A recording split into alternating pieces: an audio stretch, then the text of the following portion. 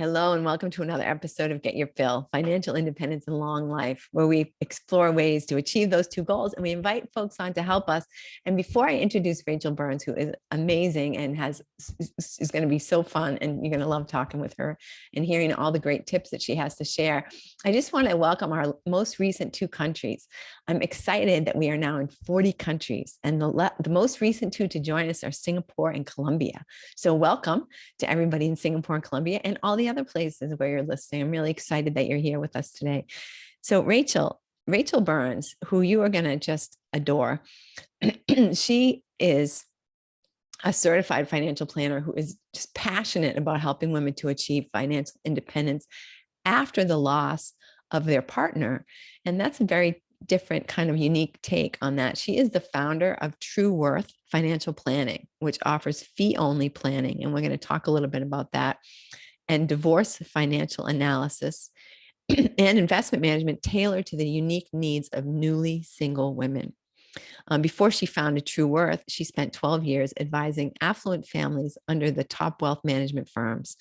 She is a CFP, certified financial planner, and a certified divorce financial analyst. And she has an MBA and a master's in personal financial planning. Rachael, thank you so much for being with us today. I'm really excited to hear from you. Thanks so much for having me. So tell us, Rachael, how this is quite a unique niche that you have. I've never spoken to anyone who has that exact niche. Can you tell me a little bit about your backstory, how you came to be in this unique field? Sure. So I knew fairly early on that I wanted to be an advisor. And so pretty much right out of college, I got a job in the training program at a big wealth management firm, just in time for 2008. So then immediately after I started, the whole world collapsed, and it was a little rough to be starting out, but I stuck around. I spent several years at that firm, switched to another firm, and joined this team that I ended up spending several years with. I had a couple of partners, and that was going to be my long-term plan, was to stay with this team. And we were more general financial advisors, financial planners. We didn't necessarily have much of a niche, but I always enjoyed working with women. And I particularly enjoyed working with women who had gone through a divorce or had lost a spouse. That was always kind of my natural niche, where I really enjoyed working with them. And I felt like they got the most value out of our relationship. And it was just a very satisfying experience. And so I kind of naturally gravitated that way. And then because of some events in my personal life, I had an even more of a connection with that group. And so I decided to focus only on that niche going forward. Because once I went out on my own, I had the flexibility to work with whoever I want, and I knew exactly who I wanted to work with, and that was women who were going through a transition. And so that's how I ended up with that niche. So, Rachael, why, there are a lot of people who offer basically free financial planning. What's the advantage, or what's the difference working with somebody who's going to charge you a fee for their services? So the way that financial professionals charge is very murky. It's very confusing. I am a financial professional, and I still think it's confusing how all these people charge fees, because if you are like, okay, I need some financial advice, there's several different ways that you can pay for it. If you have a whole bunch of money, most likely an advisor out there is going to be happy to manage it for you and charge you a percentage of the amount of money that they manage for you. But you have to have enough money for it to be worth it for that financial advisor. If they're going to charge you 1% or 1.5% or whatever, it needs to be a certain amount of money before you're even on their radar. So for a lot of people, they're not in that position. Either they're younger, they're earlier in their financial journey, or maybe they're, starting over in life, and they don't qualify, so to speak, to work with these advisors that have these account minimums.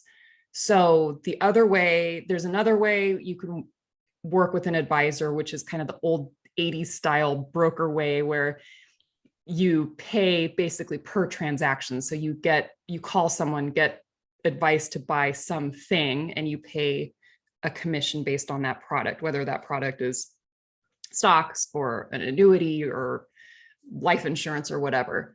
But the other way that you can pay for advice is with a flat fee. And so that's primarily the way that I work with clients. So basically the flat fee covers a stated service plan. So for like, I have a 6-month package, for example, it entails so many meetings and it costs a flat amount. It doesn't matter if you have $1 million, if you have $0, if you have negative $100,000, it doesn't matter. You pay a flat fee to work with me, and I don't get any more money by recommending you to do something specific. If I tell you, you should buy this mutual fund, it doesn't make any difference to me. I mean, I care what they do, but it doesn't make any difference to me what they end up doing. So the advice that I give is not motivated by any financial gain on my part. And there are plenty of advisors who are compensated by commission that are not doing it for the wrong reasons. But when you're just paying a flat fee for the advice, you really know that you're getting unbiased advice. And that's what I really like about that style. And that is definitely becoming more prevalent these days. It used to be kind of this new weird thing where the old school advisors are like, you do what? But now it's becoming a lot more common because I think it really makes sense to clients and it makes sense to advisors too. It's a good way to work together. Well, and also, I feel like when I've had interactions with people in the past who work for a specific company, that's the product they want to sell you. And they don't even necessarily have the breadth of knowledge outside their own products to potentially give you unbiased advice. Yeah. So, it's not even necessarily that they don't want to, it's that they've been trained in these specific things. And so, when the only tool you have is a hammer, everything looks like a nail, right? So Yep, exactly. Yeah. That's all that they know in some cases. yeah. And, I'm a real estate agent, so I always think that real estate is a good part of any solid financial plan. And there is no, not to pick on Ameritrade, but, there's no American Express financial services person who's going to say, oh, why don't you buy some real estate? Right? That's not part of the products suite that they offer. So, well, they might try to steer you into a real estate investment trust. It's like a mutual fund version of real estate. So they technically could still make some money off of that. Yes. I mean, that's a good investment. If someone recommends that to you, it's not because they're trying to, that's part of a good diversified financial situation. Exactly. So do you find that women have specific challenges being newly single? Do you think that I guess I'm thinking of the cliche that a lot of women are allowing their as partners to make a lot of the decisions for them, for the household wealth and things. And is that what you're finding as well? Yeah, it's very common that in any relationship, it's common that there's a certain division of labor. And it's like, okay, I'm going to handle this part and you do this part. And you kind of split up the household tasks. And so managing the finances, usually one person takes that over. And statistically, I mean, lately it seems like you see more of the men or whatever that are taking over that role. I mean, that's certainly not always the case, but I do run into a lot of women who are coming out of a relationship or they're newly widowed or newly divorced, and they have not been managing their own finances since as long as they can remember. And it's not because they're not capable. It's just because that task was delegated to someone else and they haven't been worrying about it. And so they're totally out of touch and they don't know where they stand now. They don't know what the future looks like. It's really stressful and scary for them to be taking over their own finances for the first time in such a long time. Yeah, definitely. And I mean, I'm thinking of, and this is not, I'm sure, your clientele, but my mom is in senior housing, and there are situations like that where the husband has died and the wife doesn't even know where the checkbook is, how to write a check. I mean, it's really extreme. And that's, I don't know. It can be really scary because someone can pass away and they don't know where the money is. They don't know how to access it. They might not be able to access it if it's not titled properly. I've had clients who came to me after someone had passed away and they're locked out of checking accounts and they're locked out. I mean, it can be a huge mess, and there's so much administrative work that has to be done in order to get that straightened out. And the average person, I mean, you can't expect the average person to know what to do in that situation. Yeah. My Really dad passed in April. And even though, for example, they had a joint credit card, the credit card company wouldn't allow my mother to keep that card. Yeah. Yeah. Like, or accounts will get frozen, or, I mean, there's all sorts of things that can happen. yeah. And there was like a credit, because it was one of these ones that earn points, and like, oh, sorry, you can't have the money. Just like, seriously, I'm on the freaking like, well, now account, what? So they have to add that to the list of things to do. It's like, well, I guess I got to go get a new credit card now while I'm grieving my spouse. It's like stuff you don't want to have to worry about. Yeah, I know, exactly. And that's it. You don't even know what you have to do to prepare for all the, I mean, there's things that she has encountered. She's just been floored, that she just did not anticipate, because everything was a joint account. Everything was together. So why should we be having this situation? Why should I not be able to get car insurance anymore? Like, what the heck is that about? Yeah. Yeah. It's you shouldn't have told anyone that he died. I know. What were the things that you found the most surprising when you first started to really focus on this, in this niche?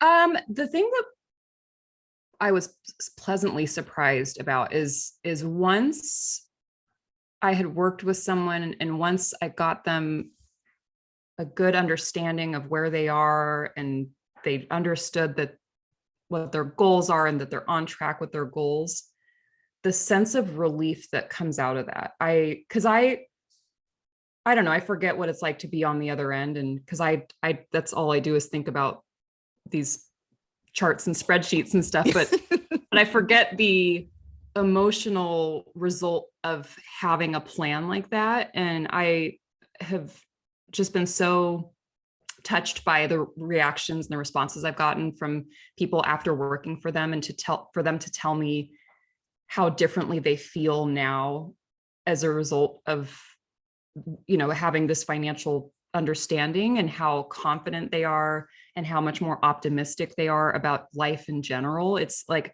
money is a really emotional, really important thing.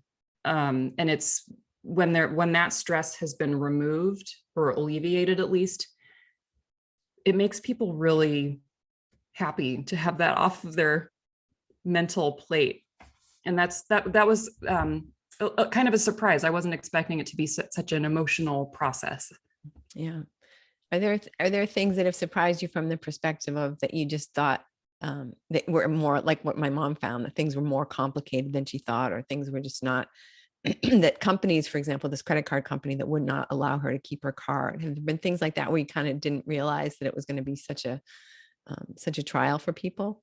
Yeah, there's some extra complications with when someone passes away that I had experience with, but not to a certain, I mean, I've worked in situations where there was no estate plan before and someone died unexpectedly, and it was a huge mess. And then even people who have a plan, but maybe it's not totally updated, or maybe it's not totally complete, and the complications that can arise from that. I mean, it's such a the consequence of not having a complete plan are so complicated and awful for family members. And it's like shocking, because you think, oh, I have it together. I have this, I have my stuff straightened out in case something happens, but that's not always the case. You really have to be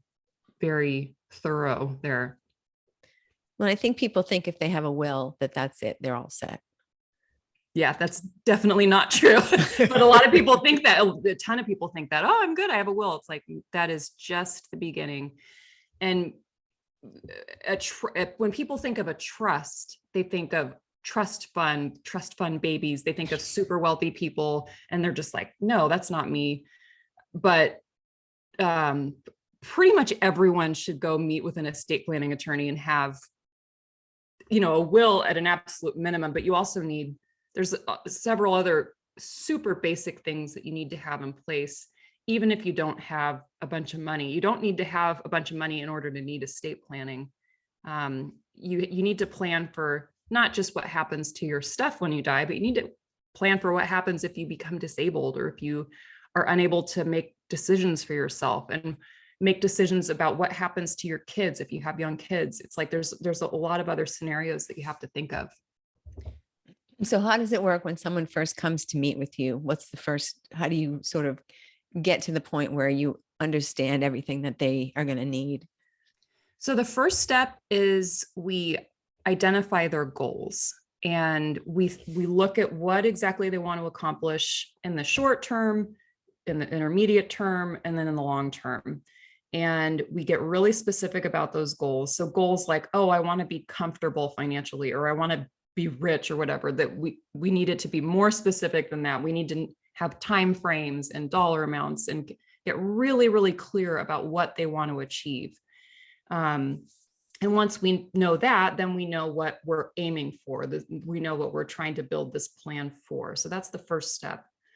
And then we go about gathering the data to find out exactly where they stand currently. We look at all of their financial details, all their accounts, any debts that they owe, if they have student loans, a mortgage, if they have insurance policies. We look at estate planning documents. We just look at every single financial detail about someone, and just so we can understand where you are now, so that we can figure out how to get you to where you want to be.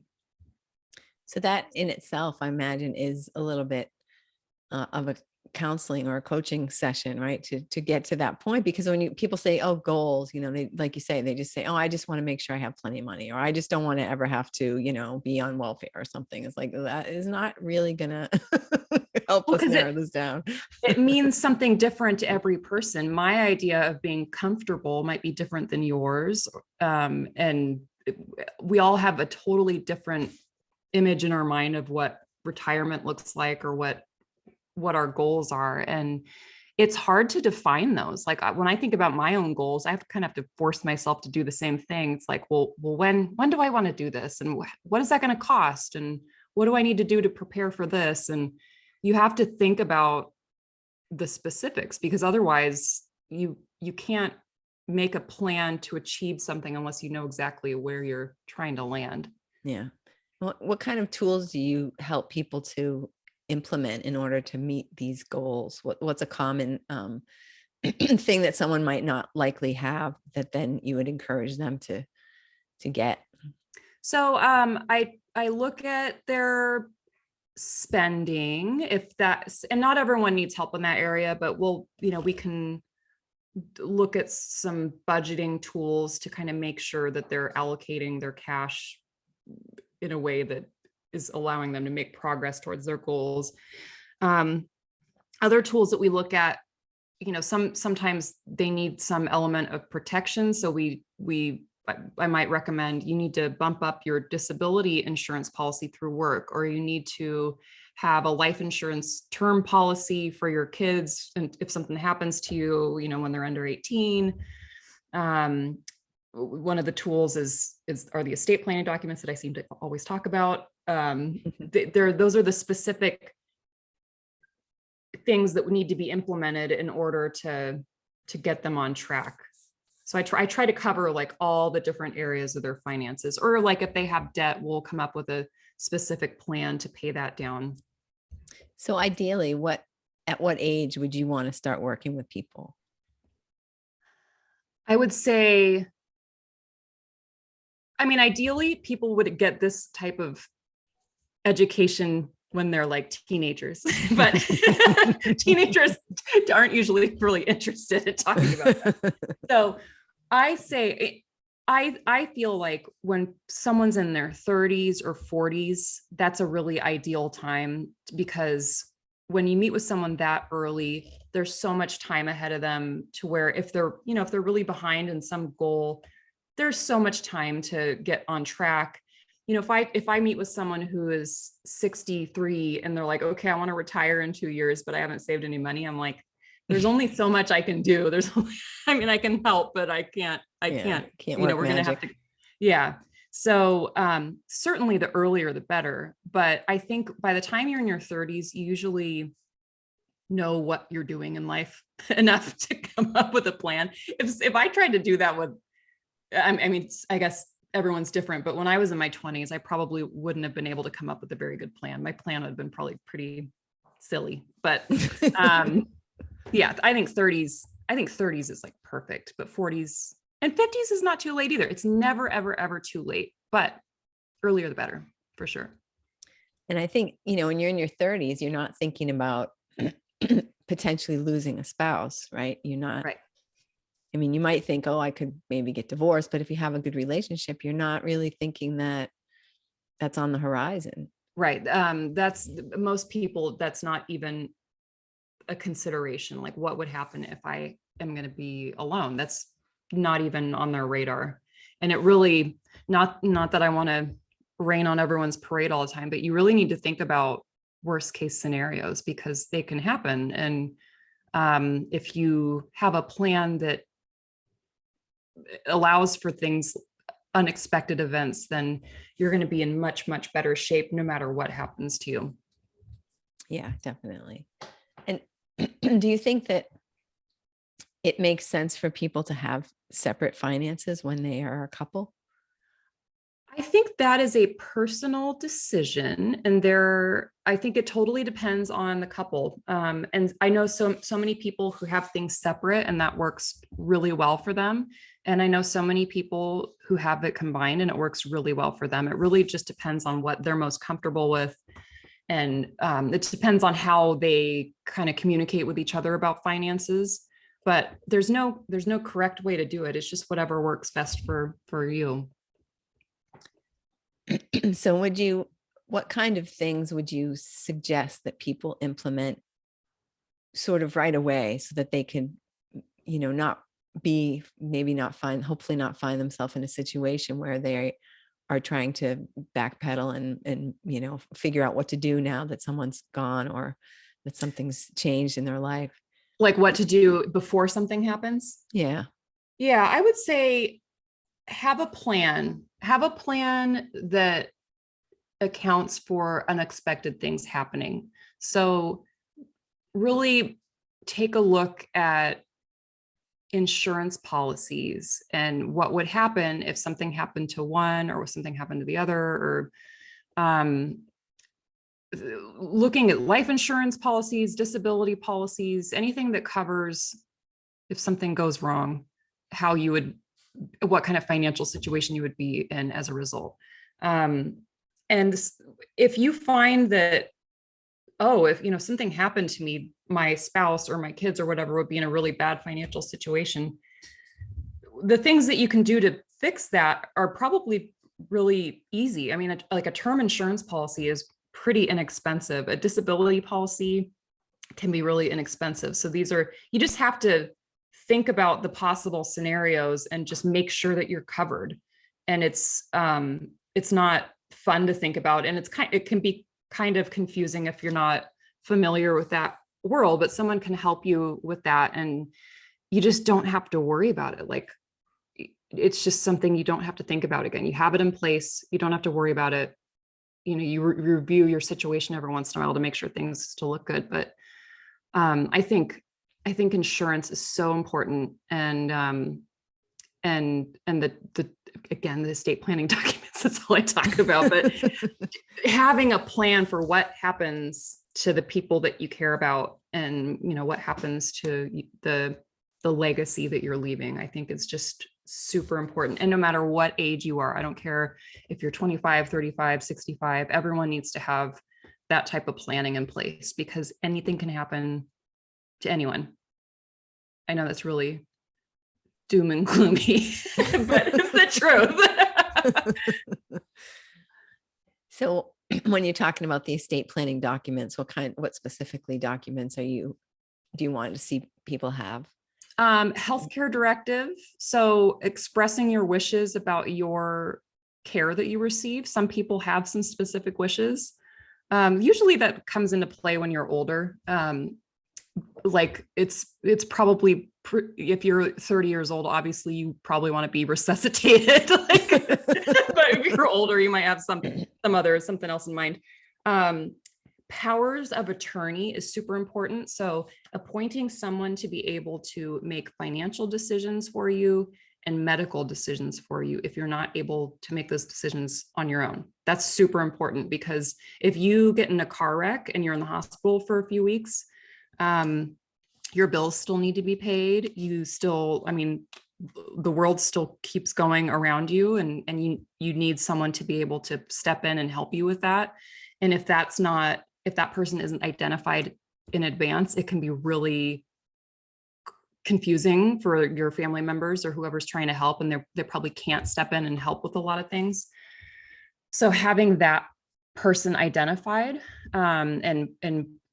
it's called a power of attorney. There's one for financial, one for medical. Having that is super important. Guardianship, if you have kids, is like critical. If the kid's other parent is in the picture, then it might be obvious that the kid's just going to go live with their other parent. But if that's not the case, that's super important, because maybe your idea is, I want my kids to go live with my parents, but then they end up with some aunt and uncle that's not what you would have wanted. You have to put that stuff into writing and make it official. It's just super, super important.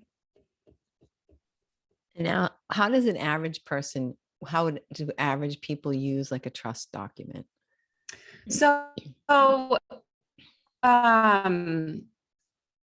anyone who owns a home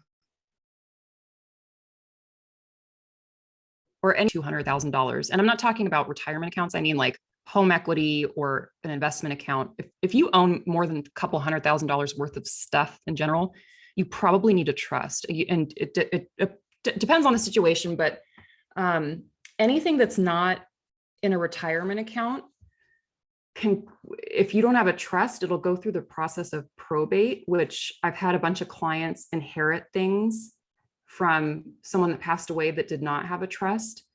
And it takes like 6 months or a year before they can actually access the money. They have to spend several $1,000s in court costs. It's a giant mess. So, like I live in California, and well, you're in Boston, so I'm sure houses are super expensive out there too. But if you own a home in California, you need a trust. Like I'm sure you do. If you own anything, like you will save so much money and so much heartache by having this document in place beforehand. I mean, obviously, if you're dead, it's not going to bother you too much, but like your heirs are going to inherit a big, expensive, annoying mess if you don't have these like kind of simple documents in place. Yeah, one thing that I didn't always realize was, that if let's say somebody leaves you a house and you can't afford to make the mortgage payments, you just think, oh, well, they could sell the house, but you can't, right? You can't sell the house because it's still in probate, and you can't sell an asset that isn't yours yet. So you can't make the mortgage payments. So you lose the house. Yeah. That or someone wanted you to have. Exactly. Or maybe it's not a good time to sell. And maybe like there's all sorts of, a house is not something you can just sell real quick.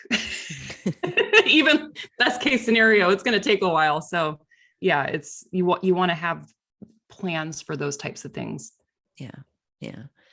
Do you have a sort of a story that makes you feel happy every time you think about it? A situation where you really were able to sort of like be the hero in somebody's life? Yeah. So I'm actually working with someone now who it was an unexpected loss of her spouse, and they're in a great financial situation, but because of the way things were structured and the way that it wasn't super clearly spelled out, what's where. And she got locked out of her accounts, and there's money there, but it's not accessible because some of it's in retirement accounts that there's like a whole rollover process where they have to get rolled over into her name before she's able to access them. But even just like the checking accounts got frozen because those accounts happen to just be in the spouse's name. Such a simple little administrative thing. And she doesn't have any cash. And probate's going to take probably several months still before there are all sorts of other things that need to be dealt with. Like she still has to pay property taxes, and there's all these costs associated with, funerals and things like that. There's all these things that are happening, and she can't take care of like the basics, and she has no idea where the accounts are. She's like looking through all these filing cabinets. It's just such a mess. She's so stressed out, and she's grieving the loss of her spouse. And she has this like administrative nightmare that she's in the middle of. And being able to take that big mess of papers and organize it and okay, this is what we need to do to get money out of this one. This is what we need to do. That is like, I can see the before and after of, the situation that she was in, and then what happens once we get things straightened out. That's like, oh, this is exactly what I'm doing this for. This is the exact type of person who I love working with, who you can just make their life so much better so quickly just by helping them with some kind of basic stuff. So that's a really gratifying experience for me. Yeah, I'm sure. What kind of things do you suggest that people do today if they're in a relationship and they realize that they don't have a good handle on the whole financial aspect of it, and they don't feel like they have any kind of a plan? I would, if you're in a relationship, I would get together with your person and just communicate and be on the same page, and talk about what your goals are together. Make sure you're on the same page with that, because sometimes people's goals are very different and that can be a problem.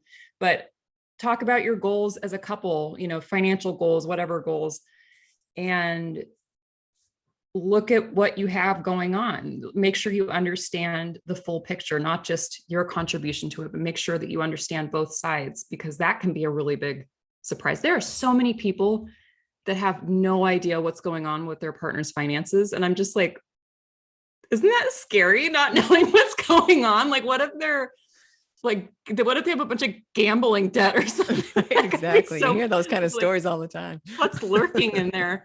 But yeah, just having a good idea of where you guys stand together is really important, and just continuing to communicate about it and be on the same page. You will be in much better shape than, I would say, a lot of couples out there. So how about, do you counsel people who are thinking that they might like to leave their spouse and they just want to make sure that they won't be destitute? Yes, I do. I get a decent amount of calls from people in that situation. And some people want to leave their spouse, but they fear that they can't because of the finances. And that is like, I'm like, oh my gosh, don't stay with someone just because of the financial stuff.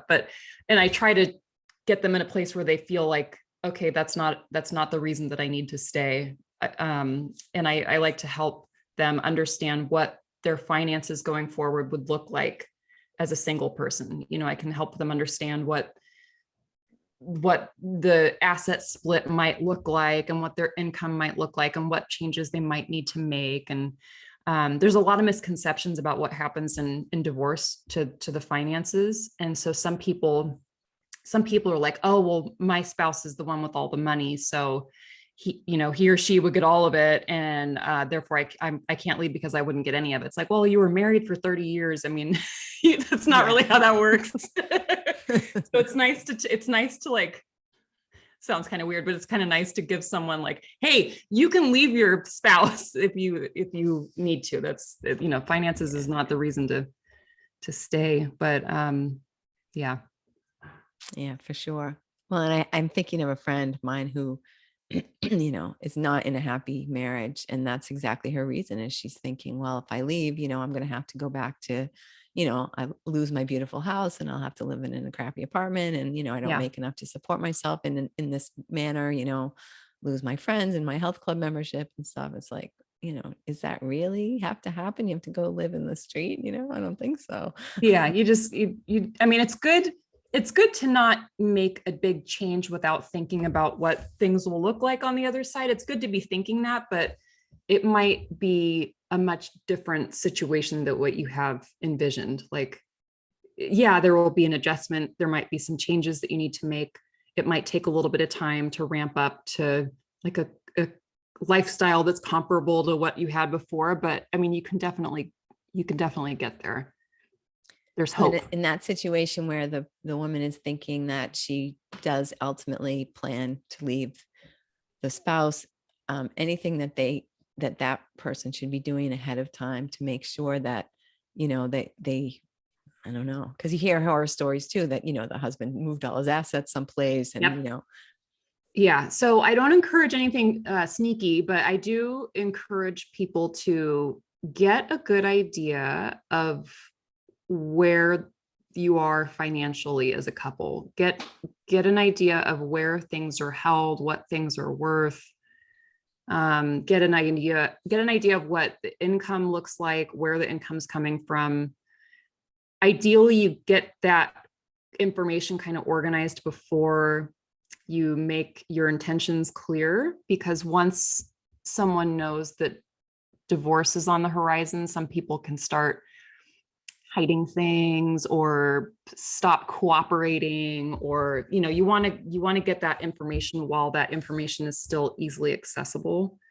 And I don't think that's being sneaky. That's just, you just want to know where you are. I mean, that's totally reasonable, but that's a really important thing to do, because if you just pull the trigger and don't know where anything is and don't know, I mean, that you could be in for a really big shock, because things might look a lot different than what you thought.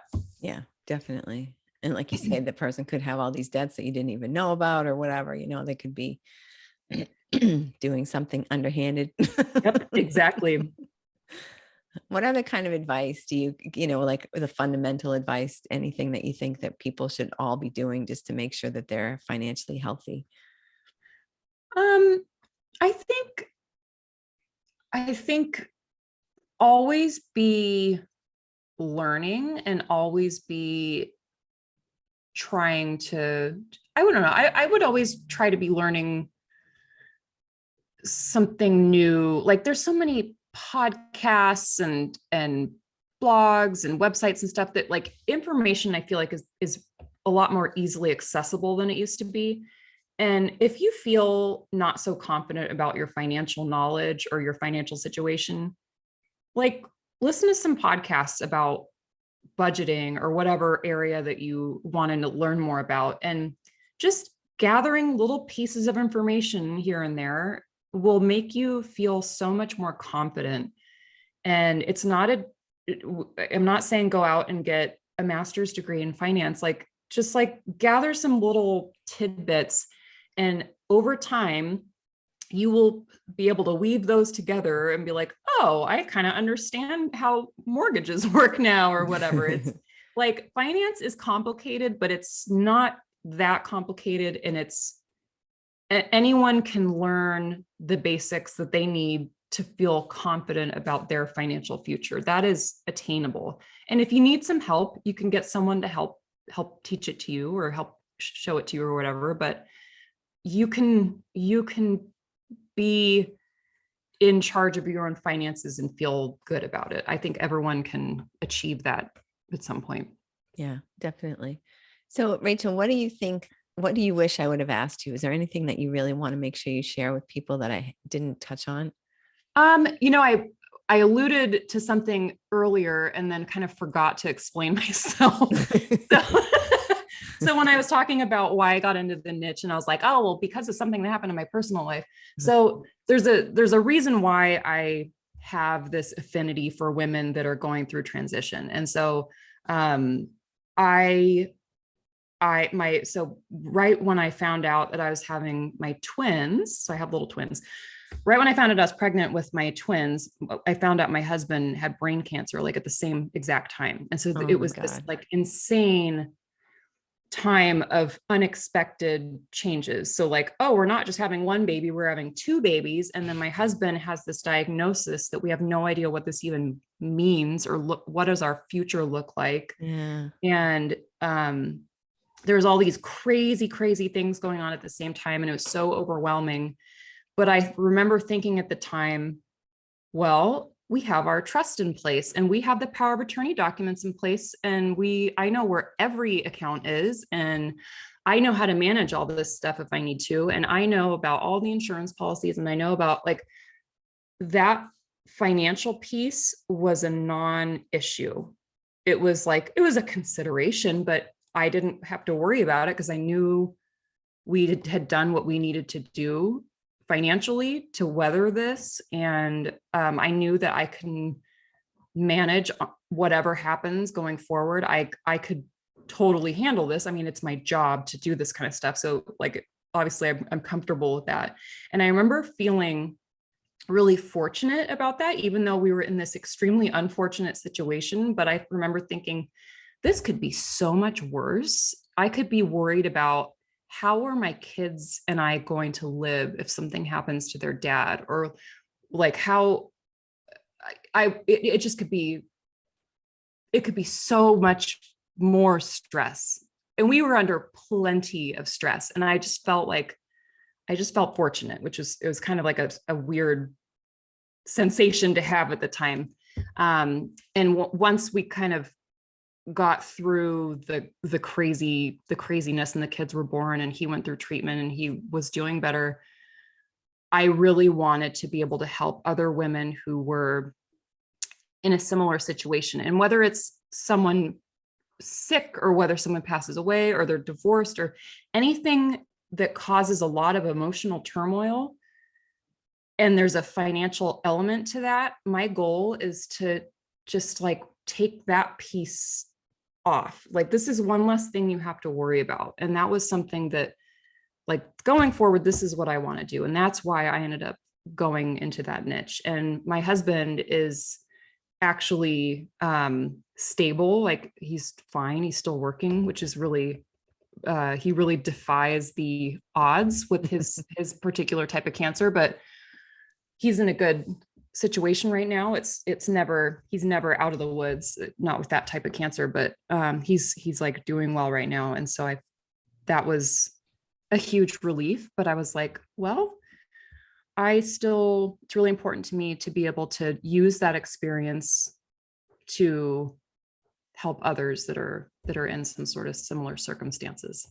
And I'm sure that wisdom and that being able to look at it from that perspective really helps you to empathize with people, and to know just how good it's going to be for them when they get all this stuff. Totally Becomes a non-issue, like you said. Yeah. How old are your twins now? They are 3.5. Cool. They are crazy. They're not home now. Obviously, you would be able to hear them if they were around. Awesome. All right. Well, thank you so much for being with us and sharing all of that. I know that, like I said, I haven't gone through this with my mom after my dad passed. And, like I said, they had time to prepare. They were not young people when this all happened, and they really thought that they were already prepared.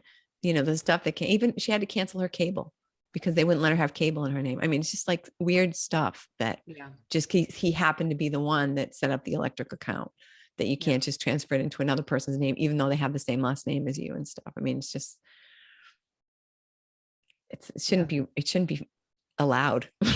I know. I wish there was some sort of like manual that was handed out to everyone at certain times in your life. Like, these are things that you have to do, and this is how you fix this. And it's figure out who's going to die first, and then make sure that the other person is the one who gets the electric bill in their name. Yeah. Because it's complicated. Life is really complicated, and it can change course at the drop of a hat. And so it can get more complicated, but that's what people like me are here for. help Exactly. detangle the big So mess. Rachel, what's the best way for people to reach you? So if you go to my website, I have I offer free consultations via Zoom. And so if you go to my website, there's buttons all over the place that say book a consult. So that's a great way to get a hold of me. My website is trueworthfp.com. F as in Frank, P as in Paul. I'm also on social media. So I'm on Instagram. It's at trueworthfp. I'm on Facebook. I'm on LinkedIn. I would say website or Instagram is probably the best way to get a hold of me, but I'm super happy to chat with anyone. Even if it ends up not being a great fit for whatever reason, I'm always happy to toss out some free little tidbits and point you in the right direction. Perfect. Excellent. Yeah. And we'll put all those links in the show notes so that you can reach out and at the very least, take advantage of Rachel's generous offer to have a free consultation, because you don't know what you don't know. Right, Rachel? Yeah, absolutely. Excellent. All right. So this is an excellent time to share this episode with a friend who you know could be in this situation. Any person who might someday be single, which is all of us, or someone who's single right now, which is the rest of us. So, so please remember to subscribe and share, and we'll see you next week.